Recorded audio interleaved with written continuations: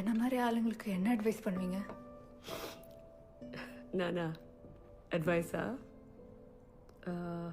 for now, just focus on your career and சரியான பையன் கிடைக்கிற வரைக்கும் வெயிட் பண்ணு.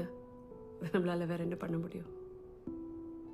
வேலை செய்கிற பொண்ணோட வாழ்க்கையில் நிறைய கஷ்டங்கள் இருக்கு. நம்மளை பெற்றவங்கள பார்த்துக்கணும், நமக்கு வயசாகிறதுக்குள்ள நம்ம பெற்று போடணும். நேச்சரும் நமக்கு டைம் கொடுக்கறது இல்லை. And let me tell you, the chances of you having babies after you're 35 drastically comes down. But Deepika, you must be very proud of yourself for all that you've done. Ma'am, உங்களை ஒன்று கேட்கலாமா?